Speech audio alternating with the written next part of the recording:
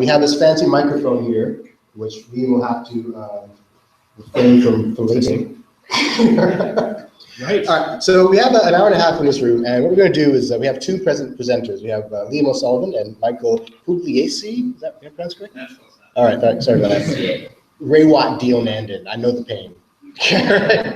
And they're both graduate students, and Liam's going to tell us a bit about the overall application process for grad school in general, epidemiology in particular. And then Michael will go through some of the funding issues and maybe some of the specifics once you're already in the program. Is that correct, more or less?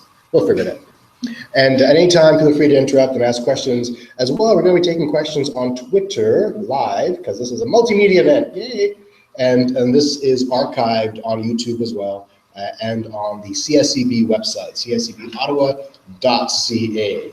And with that, Mr. O'Sullivan, take it away. Thanks, You can, Dr. you Dean. can clip it on. It's my first time using these, so just bear with me.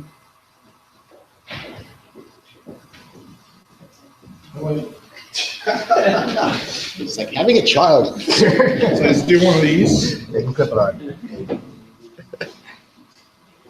Like this. Hello. There it is, or further down. Like this. Okay. Okay. Yeah. So thanks, Dr. Dunanan, for that warm introduction. I am here as a graduate student in the University of Ottawa's epidemiology program. I am sort of rounding off my second year right now. And I'm also here on behalf of the University of Ottawa chapter for the CSEB, Canadian Society for Epidemiology and Biostatistics. We thought that now would be a good time of the year to sort of give this presentation really broad strokes, because now is the time of year when a lot of undergraduate students are thinking about, or should be thinking about, applying to graduate programs. So that's the half that I'm going to present on for the next half hour.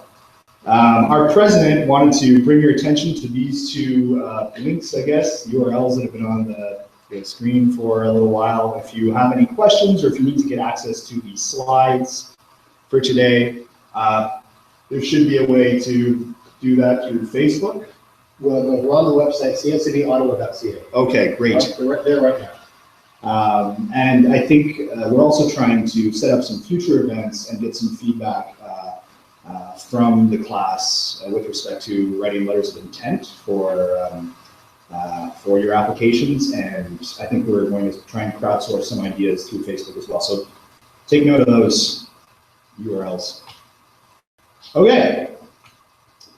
So just to briefly outline what we're going to go through, I'm going to talk a bit about where you can apply in Ontario,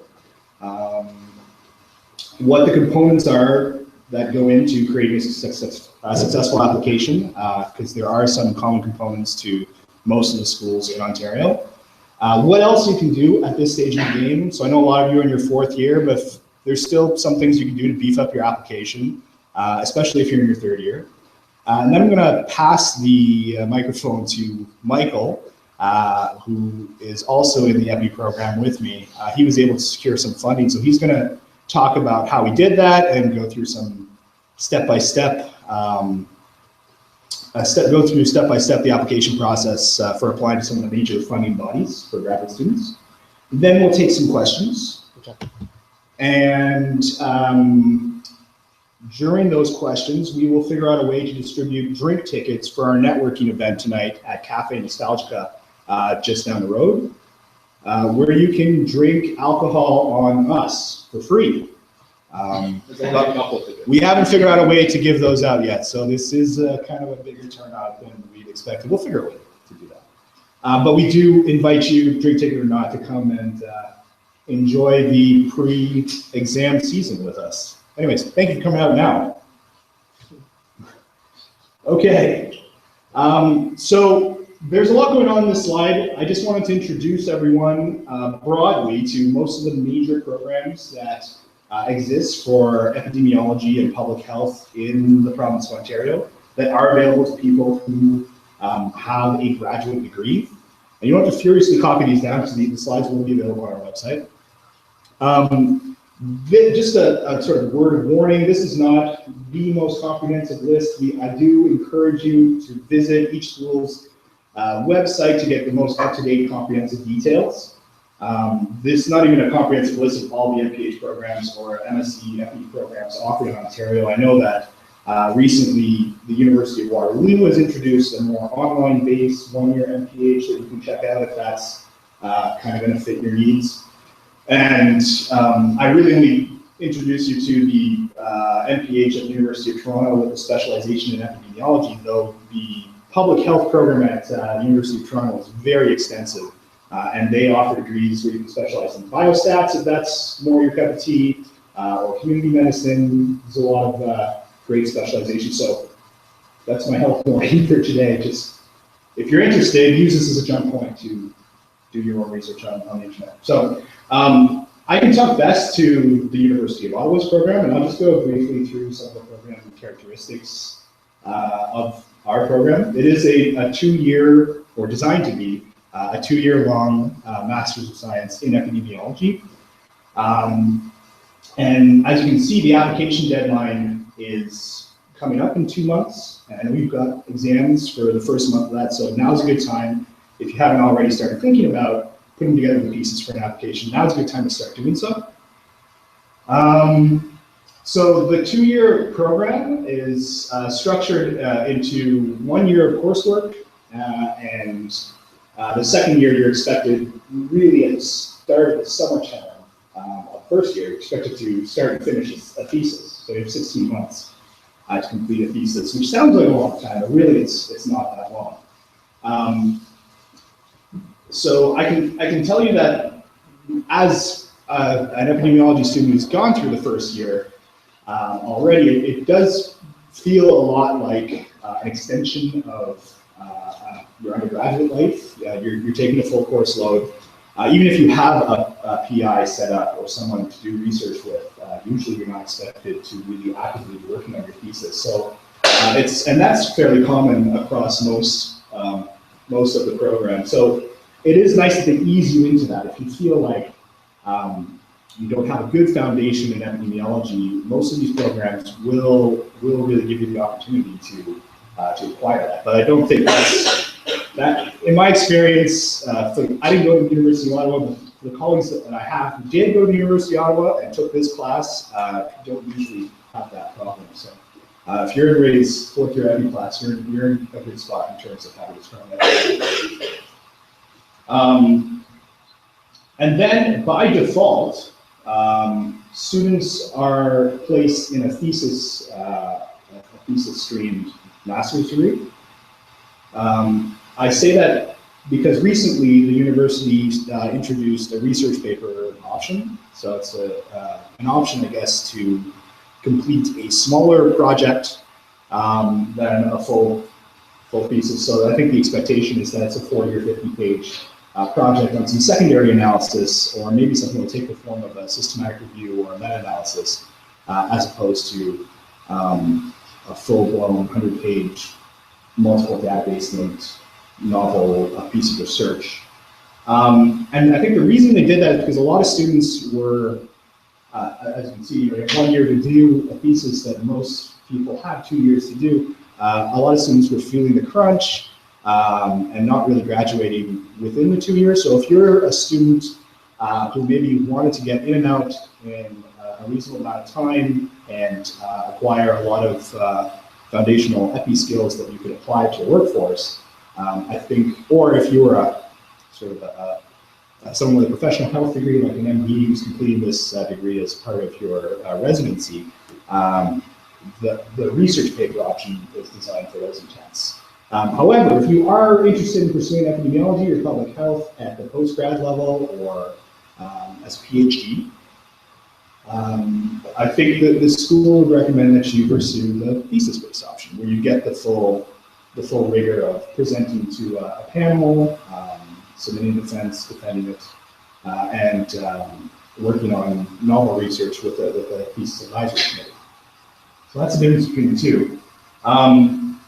The program requirements for the University of Ottawa's program is, they say, I've written an honors BSc here because you need an undergraduate degree, they say, in a field that's related to epidemiology or related to public health. I think they give the examples of life sciences degree or a behavioral sciences degree, which is unique to the University of Ottawa because most other schools will accept any BA or BSc. So it's important to take note of that. You also need to have a B+ average across 2 years, the most recent 2 years, and be able to demonstrate, a strong foundation in statistics, because statistical analysis is going to be a big part of your life if you decide to pursue research in epidemiology. So usually, if you can show that you've excelled in a second-year stats course, that's also a requirement prior to applying. So I'll just, you guys have had a long time to look at this. I'll just briefly go through some of the other courses.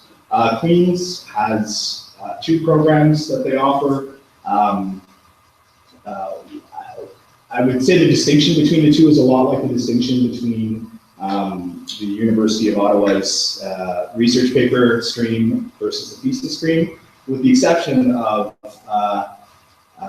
where, I guess, if you were to pursue the research paper stream at the University of Ottawa, you'd still be receiving an MSc Epidemiology, whereas if you were to pursue a non-thesis stream at Queen's, you'd be receiving an MPH, and you'd be out in a little quicker time.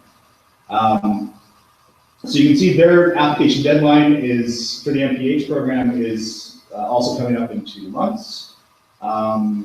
Very similar program requirements are needed before applying, and the structure of their program is organized such that you take sort of a year of courses, just kind of like a continuation of your undergraduate.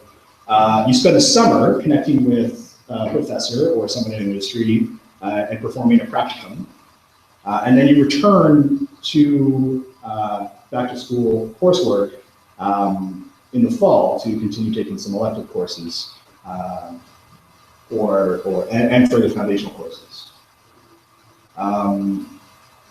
The MSc Epidemiology that Queen's offers is again similar to the MSc Epidemiology that Ottawa offers. And I'll move on to talk about the University of Toronto's MPH. So the University of Toronto doesn't offer a thesis-based epidemiology degree for non-health professionals. So they have an MSc in clinical epidemiology for people with an RN degree or a PT, or if you're an MD. But for people with bachelor's degrees, they offer really just a suite of public health degrees that are 2 years in length and are very similar in organization to the Queen's public health degrees. So again, you'd spend your first year doing courses, you spend the summer working on some practical work, usually secondary analysis with a professor to consolidate what you've learned in the first year. And then you return to school to develop sort of elective courses to develop your own specialty of expertise within the degree. Their deadline is a little earlier, so take note of that. It's coming up, and the end of January is going to come here quicker than any of us think. And you can see that the program requirements are, again, pretty similar across the board. The only one that requires a higher average across 2 years is the University of Western Ontario, and that's for the MSc program. Again, the University of Ontario's MSc program is very similar to MSc Epidemiology programs elsewhere in Ontario. I want to bring your attention to the deadline for application. It's moved up significantly this year. I think last year it was in February. So if you're interested in applying to a thesis-based epidemiology graduate program, this year, the latest possible date that you could do that has moved up considerably. So get working. Their website, this date seems out of date, but their website still has that listed as applying to the MPH program, the non-thesis based, listed as the February 15th of 2015. So I imagine they're not changing it this year. One other thing I want to talk about too is Queen's University has rolling admission for their thesis-based program. So what that means is they're just going to accept applications for as long as as they think that their class is not full. And I went and visited their website recently, and I think that as of now, they are still accepting applications. So, good news. Okay, so that's like a whirlwind tour of all the programs in Ontario. Again, it's not the gold standard. Please visit the websites if you're interested. But at this stage, if you want to submit an application, and you don't have a specific epidemiological research question in mind, what can you do? What are some things that you can consider in order to start compiling the components of an application? So I guess the first question you want to ask yourself is what kind of interests you have in terms of research. And some of the things we recommend, really, I guess you can start, like I say, going to the websites for these schools. A lot of them will have a handy list of faculty, and usually alongside that would be faculty research interests. And it doesn't hurt to sort of scan the list and see if anything piques your interest or matches some existing research that you've already been doing. And it also doesn't hurt to go the extra step. You know, you guys have been in school for 4 years now. Pop in the professor's name into a quick PubMed search or a literature search and read some of the recent publications that they've done to get an idea of what kind of research is being performed in each school. Another thing you could do is to use the considerable resources that are available to you right now at the school that you're at. Talk to your academic advisors. You really have to get out there. Talk to the professors about their research. Professors got into this line of work for a reason. They love teaching students and helping students pursue their academic interests, and I'm sure they wouldn't turn you away if you were to approach them under the guise of talking about their research. And the other thing is, even if you don't find a professor, if you have a professor that you know and like really well, like Dr. Deanandan, but his research doesn't strike a chord with you, talk to him about your research interests nonetheless, and maybe he can draw upon his vast professional network to pair you up with someone or point you in the right direction for you to take the next step. The other thing you should do is talk to graduate students. Take advantage of networking opportunities like the pub night we're going to have right after this down the street. It couldn't be easier. We love to talk about our research, or even just ask us broader questions if you're not at that stage of formulating a research question. What is the scope of a graduate question that I should be asking? What kind of hurdles have you faced? We're happy to help. And a great way to do this, to sort of meet graduate students and other professors, is to, again, get involved at your school. So I know a lot of departments host seminar series in topics that relate to the department. You just have to go to their departmental websites and try and find an itinerary for that. It's good to attend those, or attend the ones that are interesting to you, and maybe talk to the people next to you, because it's usually going to be a host of graduate students who have a vested interest in that topic. Or better yet, go talk to the speaker after they're done. You can get involved in school-run conference events. So again, departments run their own conferences that a lot of grad students and faculty attend. And for those of you who are in Ray's fourth year EPI class, you guys have a research day conference as a mandatory component in your class that will be attended by faculty and industry representatives and lots of EPI grad students and interdisciplinary health science grad students. So approach us. We don't bite, and we have tickets for free beer. Another conference that I want to make a plug for right now, the National Canadian Society of Epidemiology and Biostatistics has already set a date and a location for their student conference in Winnipeg. So this is, I guess, a great opportunity to meet other people who share your research interests, and it's also a great opportunity to go to Winnipeg. I mean, how many here have been to Winnipeg? Raise your hand. This could be a once-in-a-lifetime opportunity to see a part of Canada in a great time of the year, June 8th. Couldn't ask for more. Last year, the deadline for student abstract submissions was in February, so I would follow CSCB to get links to the conference website. And if you're interested in that, take note of that. Past couple of years, some students have asked us what the matriculation statistics are for the University of Ottawa's MSc Epi program. I don't have firm statistics that could just be rumor. I think in my class, I was told that 144 people applied and something like 26 matriculated. And I think the stats are similar across the year. So it's usually about 15 to 20% matriculation, which is a really good stat when you consider all the people who are offered a spot and may have declined. Could be 30 or 40% of the people could be offered a spot. So it's definitely worth investing the time to apply to these programs if it's something that you think you'd be interested in researching for the next couple of years.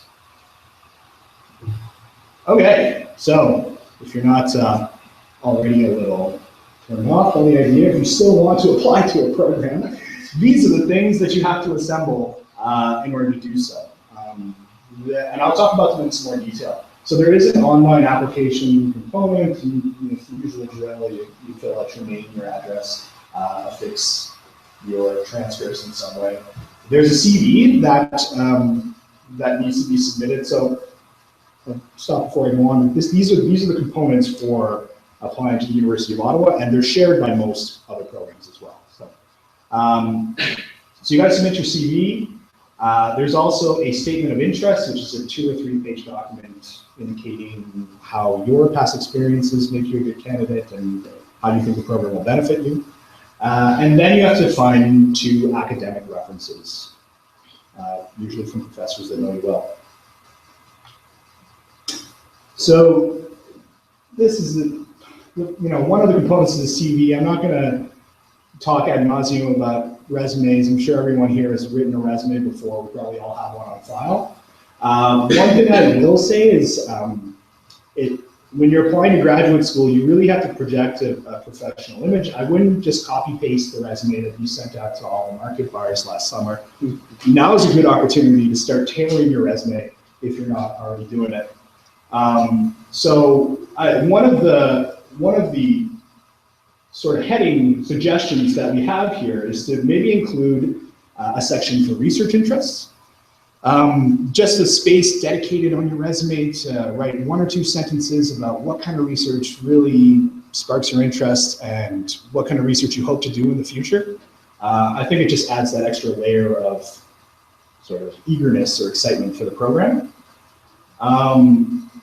And really, I mean, most of these other headings speak for themselves, and I think you're well familiar with them. One thing that you should note is that there really is no page limit to compiling your CV.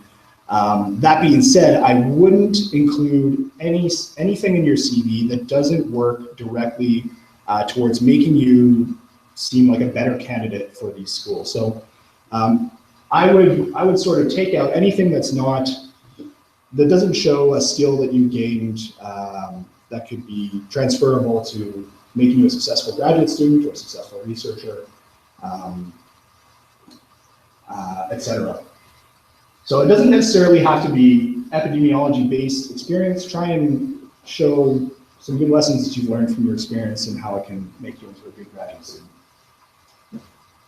Okay, this is a common problem, I think, for most undergrads. How many undergrads, usually apply with a first authored publication in Science or Nature? There's very, very few people who have publications. So if you don't have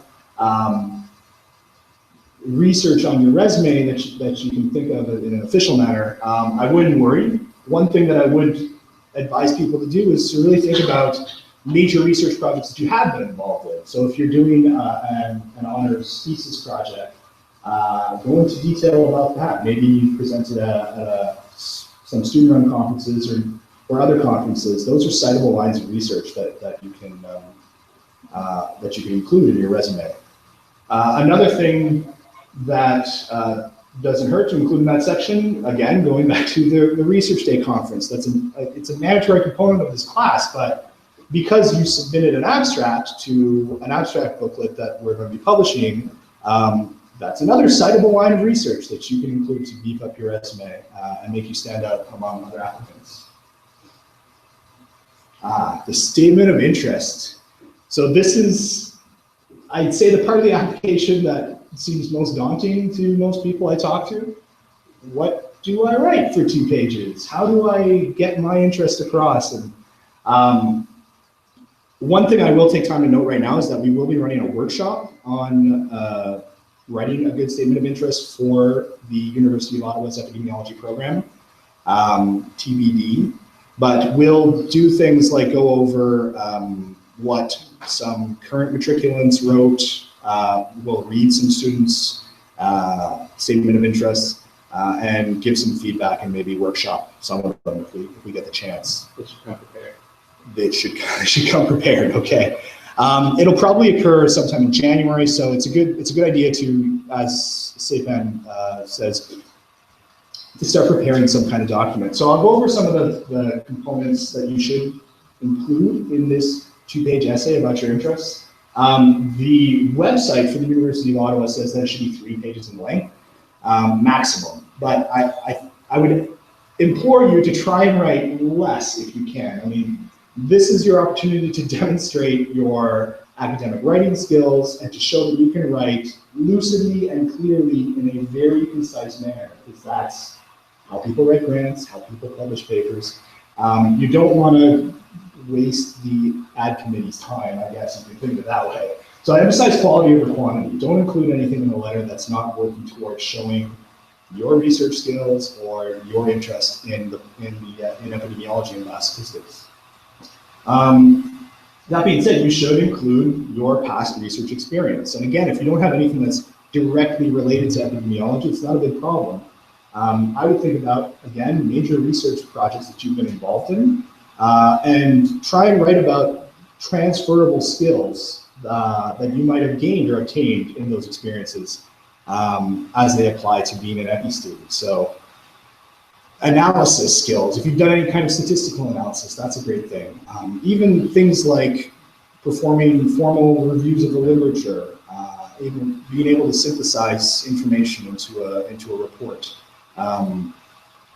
It might seem like we're really belaboring the point, but these are the type of things you should be writing in if you don't have specific clinical or epidemiological experience. I know me personally, I was able to draw a lot upon some of the volunteer and employment work that I've done for the Children's Hospital. So if you have any kind of experience in clinical settings outside of the school, that's another great thing to write about. You also have to show that you understand what epidemiology is.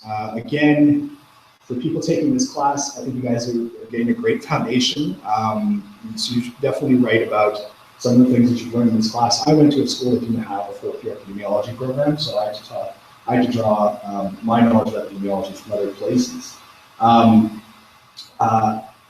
And some of my colleagues in the program have recommended that if you have a specific question in mind, it's a good idea to include maybe a PICO statement of the type of research that you want to conduct, or that you hope to conduct as a graduate student in your statement of intent. Now, I personally didn't do that, so it's not a mandatory part of your letter of interest, but if you have a specific population, intervention, comparator, and outcome that you want to look at, or that you hope to pursue, that's the kind of thing that might really wow someone reading your letter.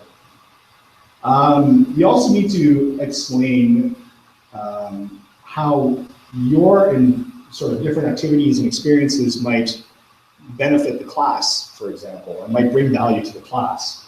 I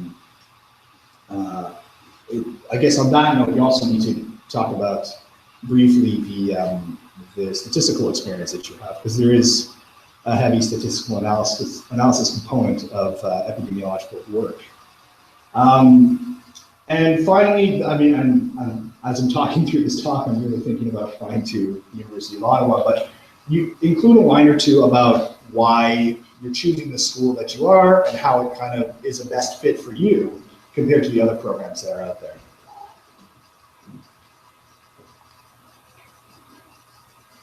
Okay, the other thing you need are 2 letters of reference. Now is probably a good time to start thinking about what professors you have a good relationship with, what professors know you best and that you work closely with, and go approach them and ask them if they'd write a letter for you.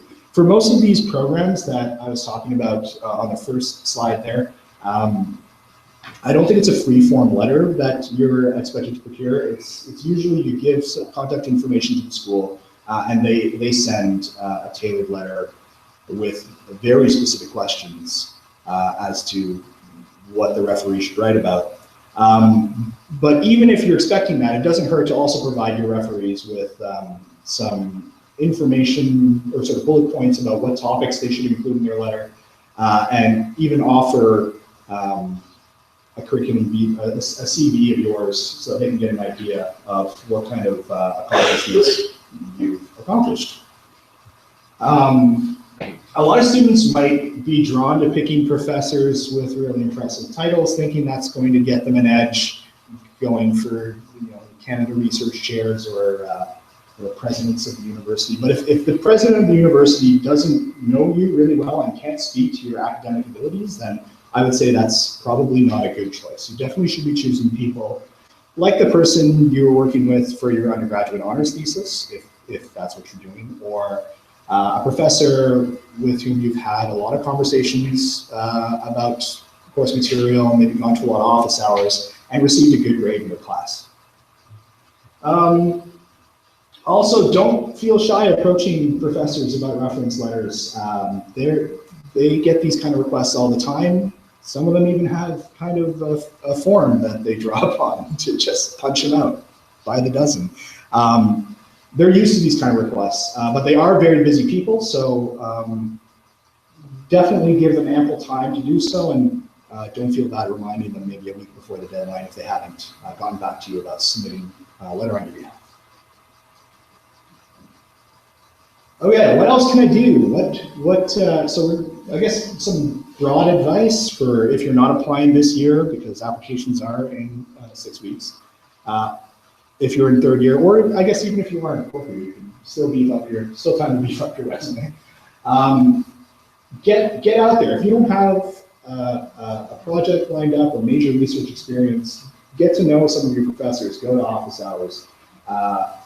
There are plenty of research experience opportunities floating around any given campus, and definitely your professors are a good gatekeeper to those opportunities. Many of them can be volunteering projects, so it doesn't hurt even now to approach professors about volunteering in their lab, even for the spring semester, if you don't have anything under your belt experience-wise in research.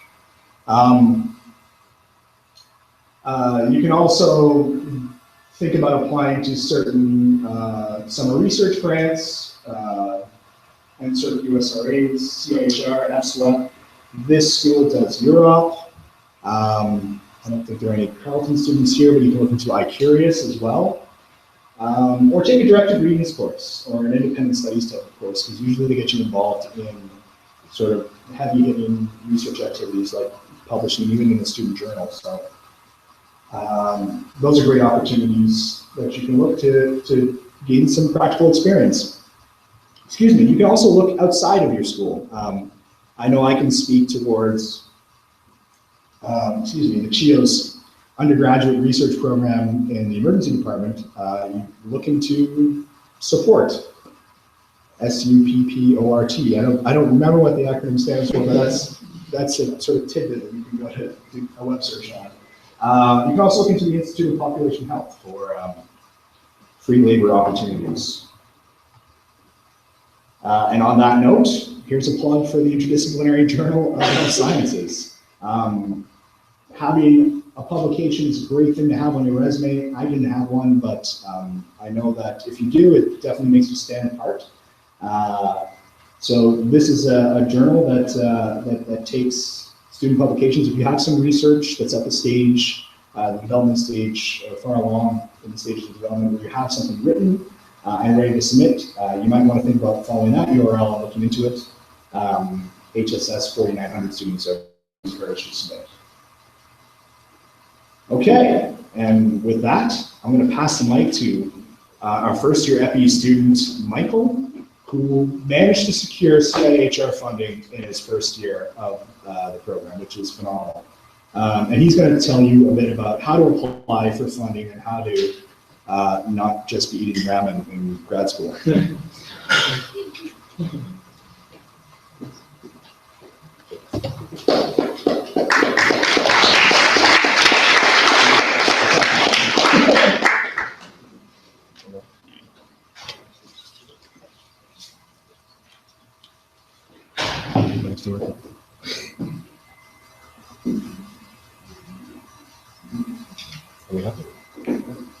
Is that good? Yep, right on.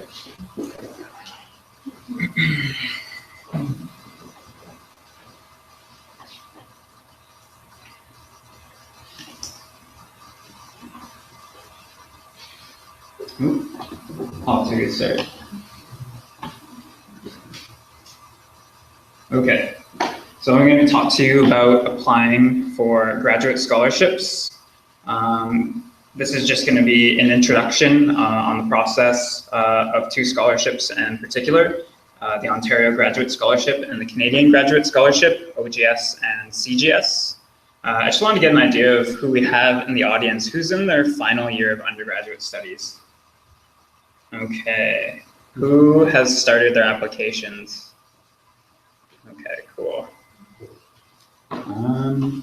So first I'm going to start by just telling you what these scholarships are, and they're merit-based scholarships. So they're awarded to applicants based on their ability to carry out successful research projects, meaning they're based on things like your GPA, but also research activities, your proposed research project, recommendations. So these are great awards. They're going to fund your research activities for a year, which means you'll have more time to get your thesis off the ground, more time to spend on your coursework. And also, in addition to the money awarded, Ottawa U also awards you an excellence scholarship, which is equal to your tuition for the year.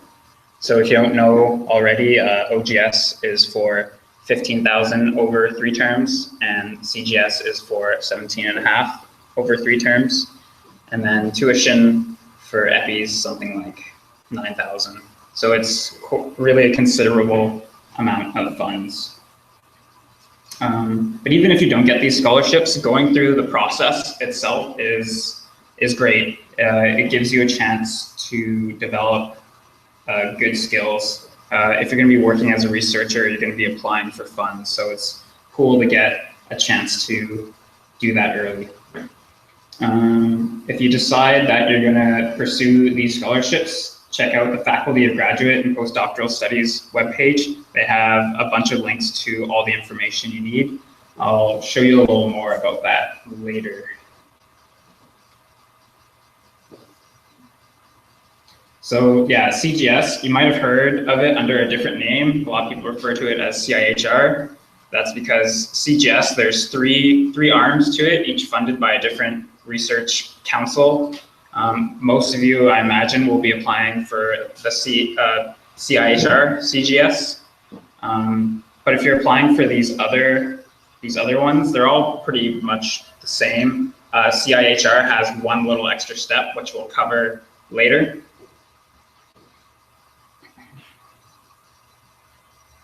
Okay, so if you're going to apply for OGS, you might as well apply for CGS as well. The application process is very similar. They're really asking for the same stuff. It's just dressed up a little differently. So they want to know about your accomplishments and research contributions. They want to see your transcripts, and they want a research proposal and 2 recommendations. And the deadline is coming up pretty soon, December 1st.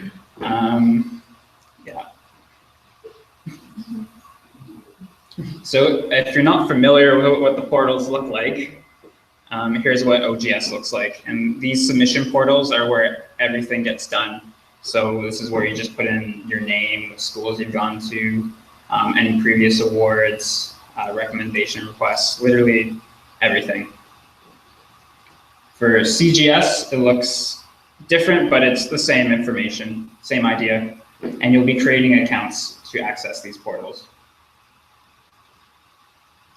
Okay, so next I'm going to go through the components of that application process. And the first one, it will be your accomplishments and your research contributions.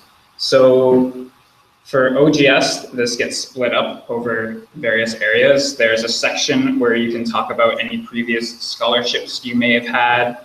There's a section for publications or any other kind of research contributions.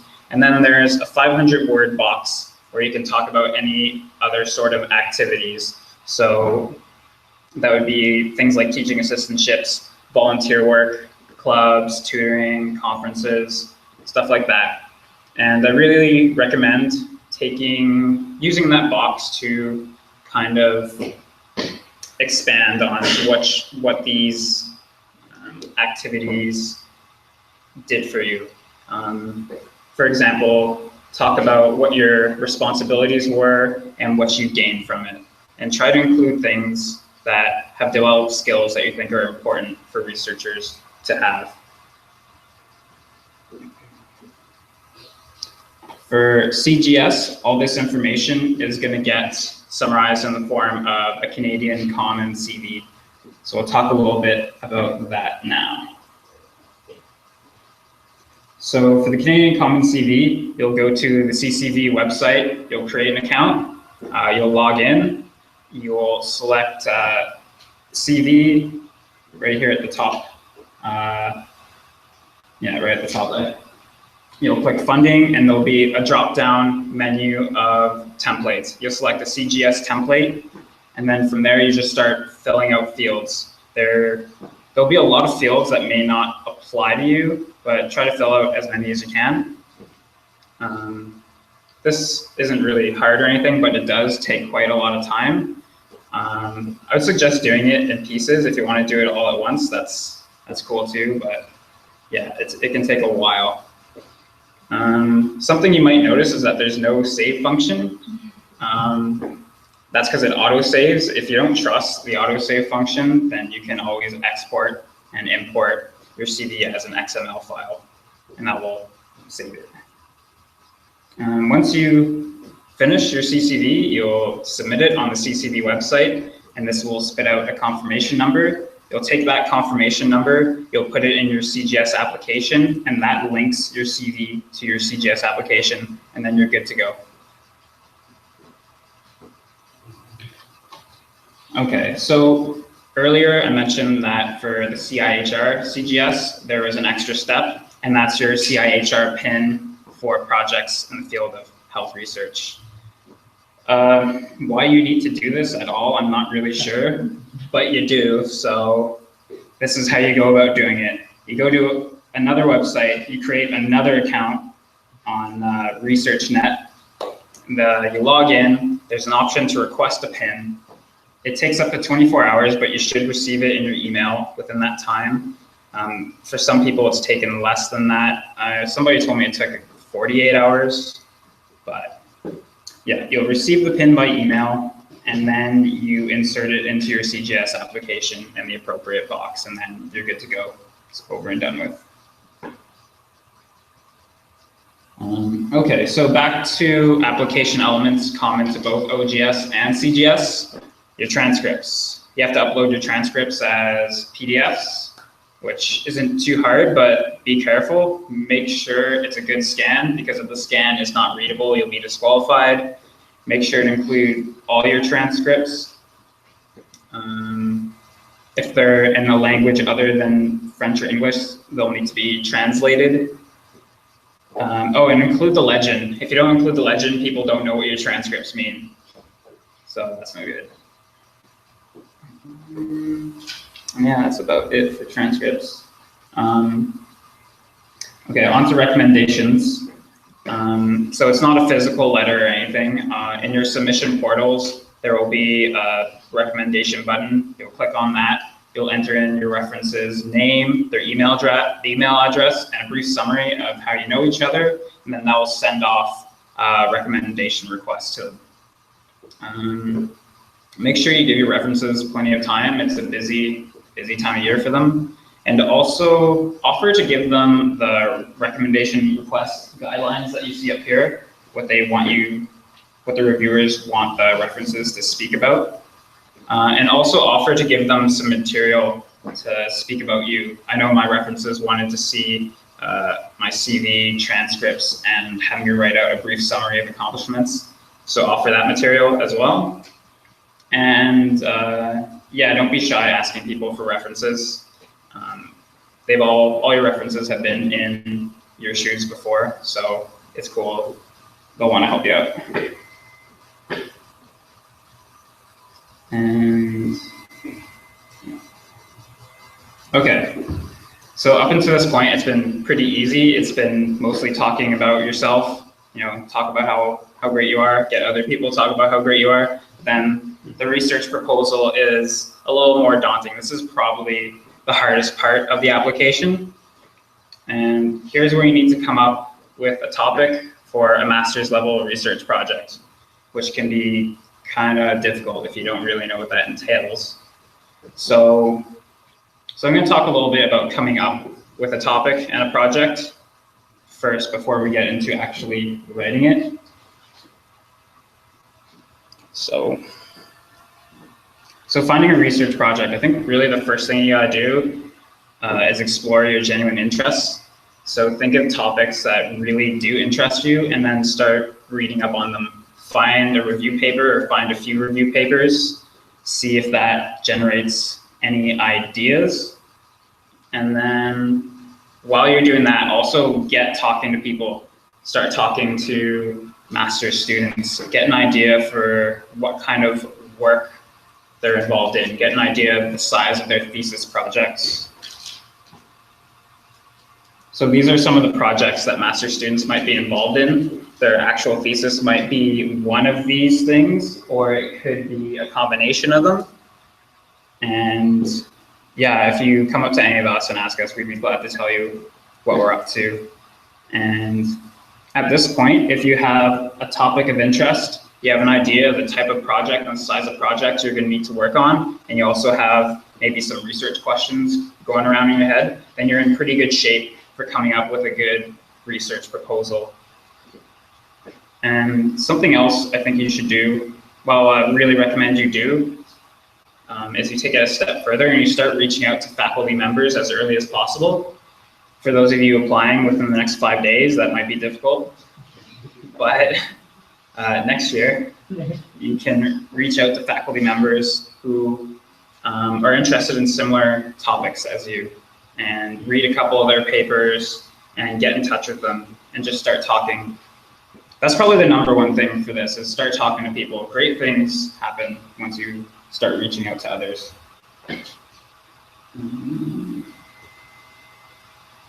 Okay, so actually writing the proposal. Actually writing the proposal isn't tough. You could probably crank it out in an hour, but really you want to make sure it's really solid. You want to make sure you're hitting these points. What is the problem? What is your proposed solution to the problem? How are you going to implement or evaluate said solution? And ultimately, why do we care about your research? Why is it valuable? Why do we want to fund this research? And some things you want to keep in mind, it is concise. So for OGS, it's a 700-word limit. That's including your references. For CGS, it's 1 page, and then another 1 page for references. Remember, it says for OGS and maybe CGS too, references if necessary. You don't have to. Really? Okay. Oh no. I mean, you probably should. Well, yeah, you're probably going to be talking about some sort of health problem or issue, and if you don't reference it, it kind of, I don't know. It's like you're making it up, right? But whatever. I would suggest including references. But yeah, so this needs to be really logical and really clear. Like I was saying, you could do it quickly and get something that's pretty good, but because it's so short and concise, I really feel like it should be bulletproof. Like, you should be really proud of this by the time you're done. Every sentence should flow into the next. Every sentence should have a point. But make sure, keep in mind that people reading your proposal are not going to be experts in your field. So avoid jargon and don't assume people know what your acronyms mean. Keep it really clear. Right. So this is interesting. So you can come up with a great project, submit a great application, win the award, and then proceed not to do the project you proposed at all and do something like completely different. So yeah, keep that in mind. What you're not supposed to do, you're not supposed to go between council mandates. So if you apply for CIHR because you're doing a health project, you get the money, you shouldn't go and do an engineering project. I mean, you'd be hard pressed to do that anyways, but yeah, don't do that. Okay, so that pretty much covers everything I was going to talk about. I'm just going to show you now where to get more detailed information. So everything I talked to you about tonight came from links from the Faculty of Graduate and Postdoctoral Studies webpage. You just type in FGPS U Ottawa, it'll bring you here. And if you go to hover over future students, discover our scholarships, it will bring you here. You'll select the option that applies to you, which will most likely be this. And sorry, this reminds me, I should have mentioned before, OGS is open to Canadian students and international students, and CGS, unfortunately, is only for Canadian students. But yeah, you'll click here. You'll be brought to a list of options. These are external awards.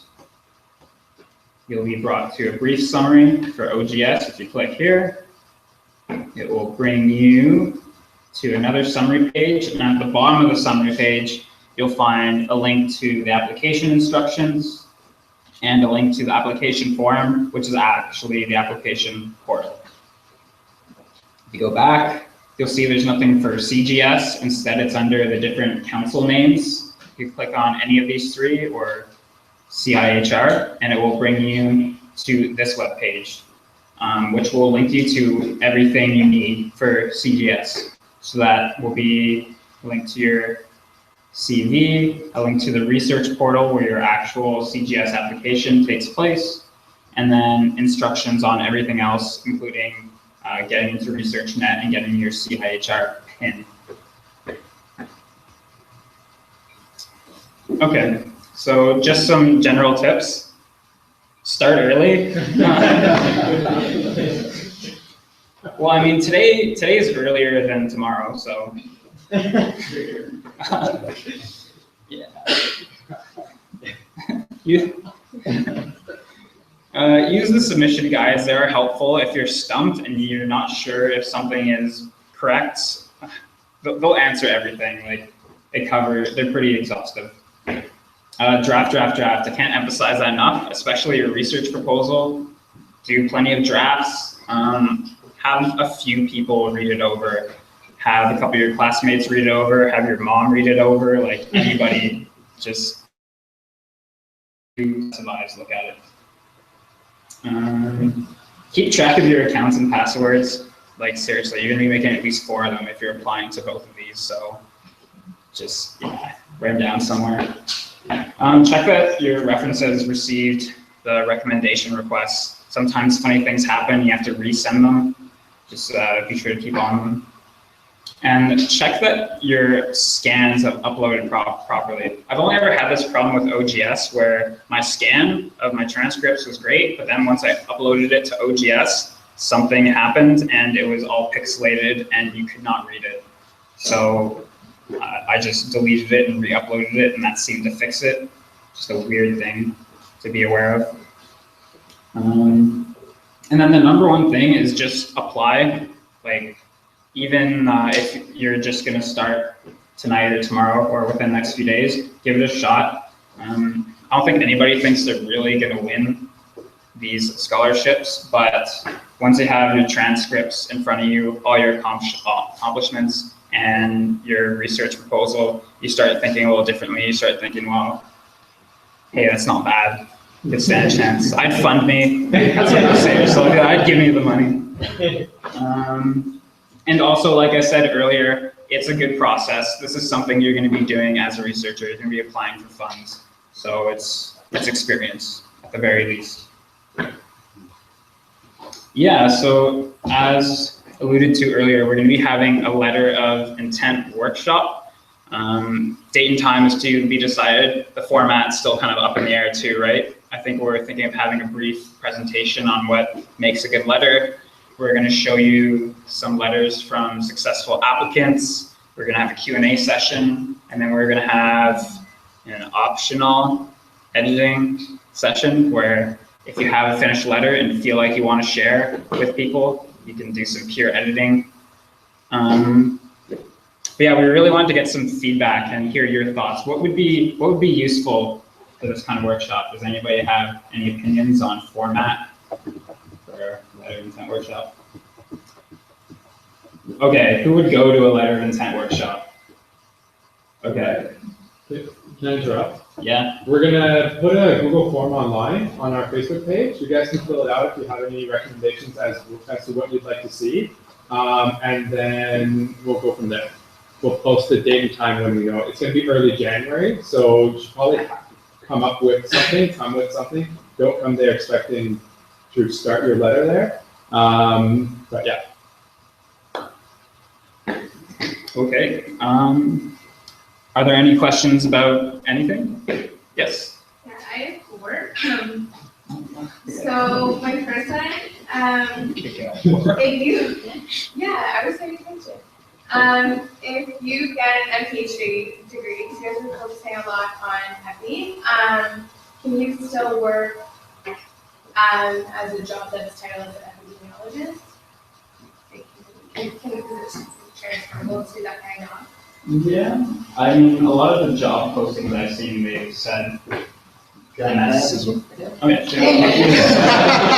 Okay, so yes, short answer is yes, you can. Because of my former students, who many were listening to this, I'm sorry, I'm not talking about precisely. Those with MPH degrees, the ones with jobs right away, pretend to be epidemiologists. Right? So the epidemiology component of the MPH tends to be the most marketable component.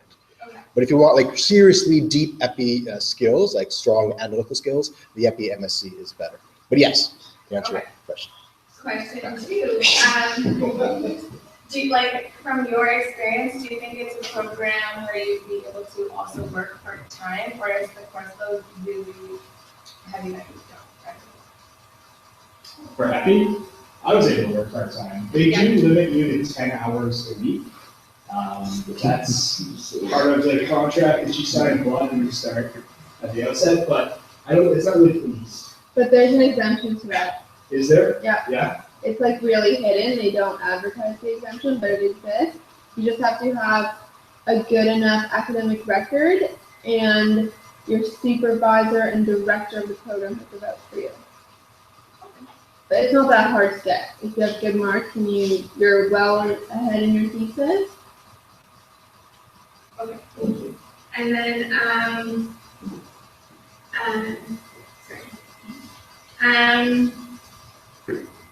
okay, if someone has written a research paper and it's going to be accepted, it's in the process, but hasn't been yet, I won't be by the deadline, is it worth it to put in your application? And how would you go about writing that it's not published?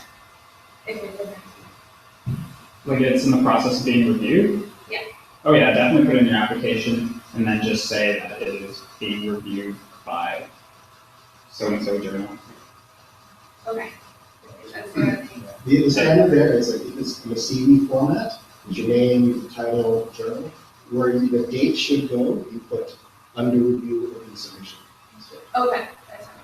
Okay, thank you. And then last one, for the funding, are you still able to get funding if it's not a thesis-based program and is more like a project or whatever based program? That's a great question. Because like the way you said it is you don't need to stick to it, so you kind of could get it, but I don't know if there's no. It doesn't ask you, and No. It doesn't ask you whether you're, because you can apply for it before you even get into the program. Yeah. So you can switch that option before, so as long as you get into the program, it doesn't have to do the thesis. Okay. It just needs to have a major research component. I believe that's the way it's put. But the excellence scholarship that's awarded to you by the University of Ottawa, I think it's only for thesis training students. So you should pick the thing that you mentioned that covers tuition, basically. The extra $6K a year only goes to thesis training students. So that's great. Thank you. Most people are defaulted as thesis students from the Yeah. beginning anyway, though, so that would So be you gotta better get if the they first make that switch. Are you Uh, You have a Friday will once a year? We're asking We're asking questions. We're going to have Thank you. Go ahead. So you get one award per year. So you got the CIHR this year, does that mean you get OGS next year? Yeah, OGS you can get both years actually. Oh, okay. CIHR you can only get once for your master's, and then there's another award for PhD students. You can't get it. Yes, you cannot hold OGS and CIHR at the same time. That's right.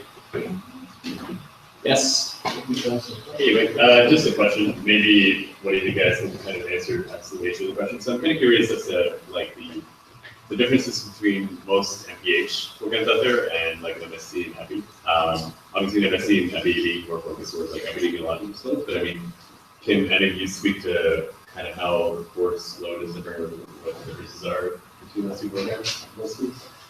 When I was doing my research across the schools, a lot of the courses offered seek to overlap a lot in content. Some of the MPH programs branch out, they make a lot of policy courses mandatory, but again, this is the type of thing that's going to vary from school to school. Each school really does offer a unique program, and I just encourage you to go to each school's website and figure out which one is going to offer you the training that you want. What else is that? Yeah, I was just Yeah. As I was researching that, they sort of also open up as well, but like outside of the graduate, are there some jobs that you can get at the MSc that allows you to do certain types of non-academic things rather than MPH? So like, if, for example, if you had an MPH, would there be some jobs that are like, no, you can't apply this, you need to have an MSc, or vice versa?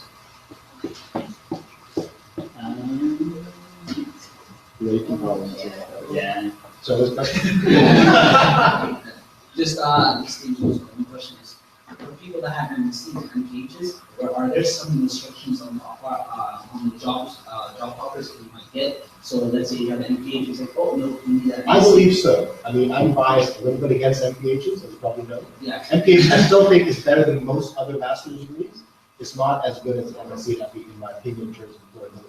So MPHs tend not to be as hired by drug companies, for example, because not as deeply grounded in science.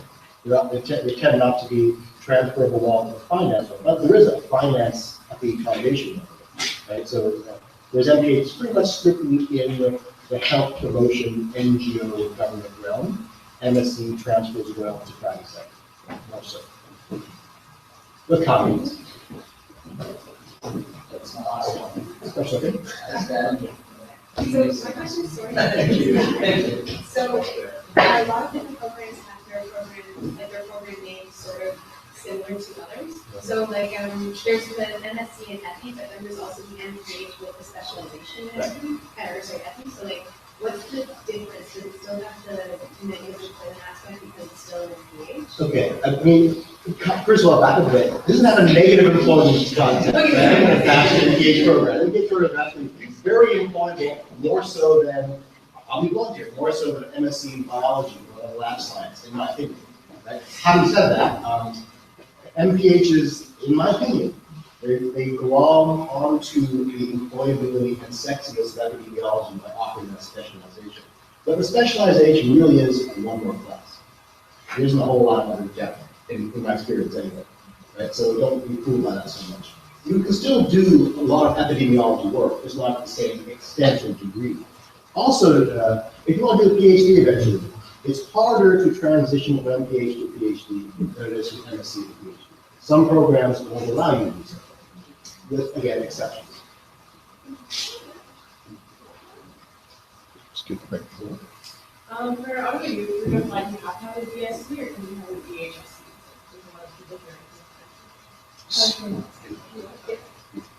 Yes.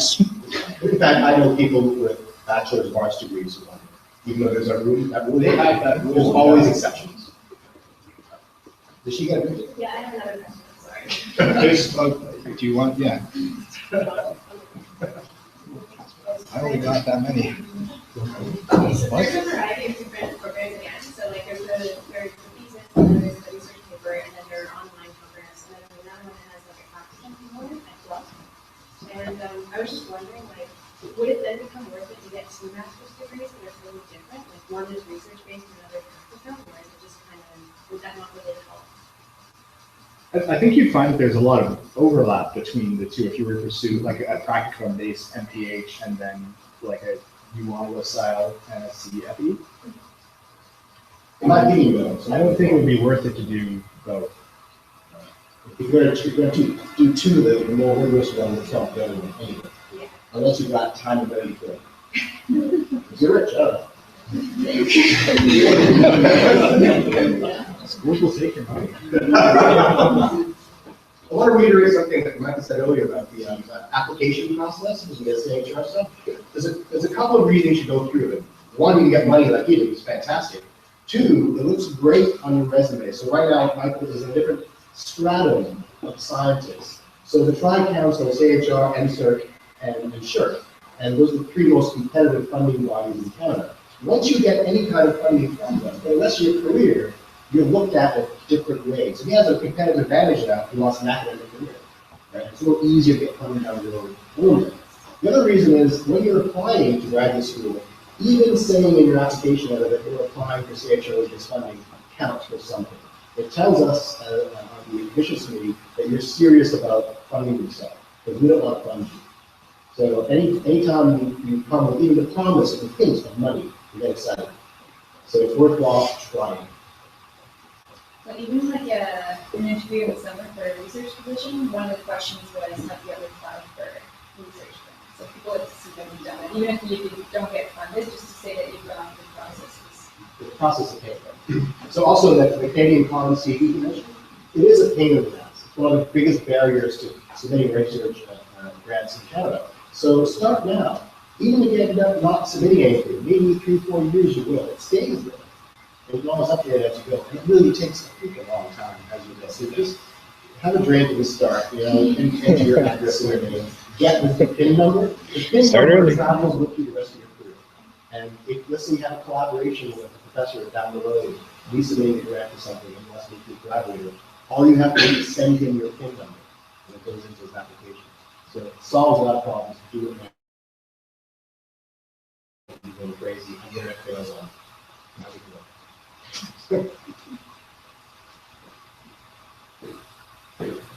Any other questions? No? That's clarity. That's it. Yeah, so I want to mention, so on my personal blog, I have an article on how to write a letter of intent. You might want to start there before you come to our session, because they answer the basic questions. So my last day document is search letter of intent. Some other things that came up in the presentation I thought was great, to reiterate. Even mentioned specifying why you want to go to the University of Ottawa or whatever you're applying to. That's really important. So we know you're applying to 100 different schools. We know that. But we don't like to know that. It's like you're out picking up a girl or a guy, like, we know you're trying other people. So you gotta make this feel special. One way to do that is not to use a boilerplate letter. We know some elements are going to be repeated. But to personalize that letter, and one fun way of doing it, an easy way, is to look up the professors at that department on PubMed, read some of their papers, and cite them. So much like the work of Dr. Lapp, who worked on that, I'm interested in this. It shows, oh my God, this person cares about me. Right? So we're people, and we're flawed people, so play up our flaws. Our weaknesses and vulnerabilities. They need to be loved. I also like to say that people on the admissions committee have one thing in common. We weren't smart enough not to be on the admissions committee. The smart ones found a way to get off it. So you gotta spoon feed us a lot of the information. Don't expect us to read between the lines. Give it to us straight.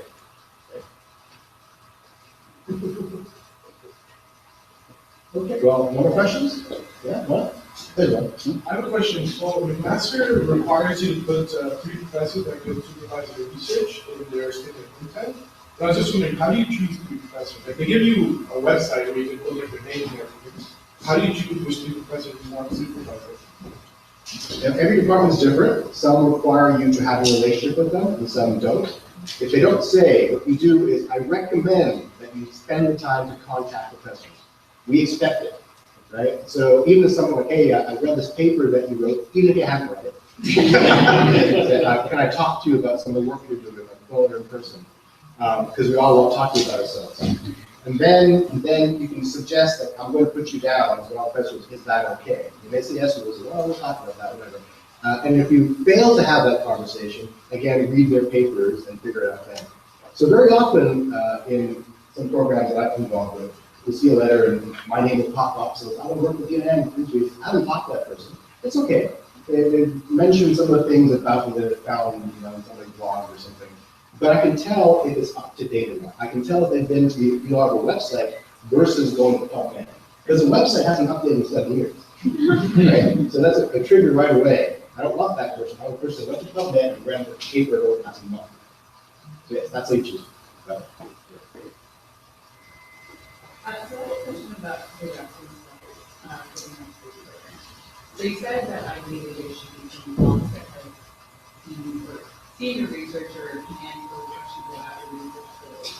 What if none of your talks other than, or you only have one of the 2 talks that have actually seen research, or Yep. office hours that you've seen in I think that's a pretty common situation to find yourself in because most people only do and one honors thesis project with one prof. Definitely include your honors thesis project prof. But on the website, the school says they're looking for academic references. So if you, in my case, I found another professor who I went to a lot of office hours and I talked a lot about the course material with that person and I got a good mark in the class. So I just, even though I didn't work on any independent projects with that person, I asked them to be my second reference for the EPI program and it worked out. So think about professors, any professor that can comment on either your research or your academic ability. Yeah, we'll go with you first. Your hand went up first and then back to you. Would you not recommend getting any first references for that? Like if you had an employer that was saying like the past 5 years, you know, you learn that, but they're not necessarily academic. So I know for the U Ottawa program, it says specifically academic. I'm not sure if maybe you could use a work reference when applying to grad school elsewhere. You could, yeah, I would take it. We're looking mostly for someone who knows you and can speak to the skills we're looking for, more so than the qualification. I think that's how much time we have this room for. So we'll see you guys at my South Channel. Thank you so much. Thank you.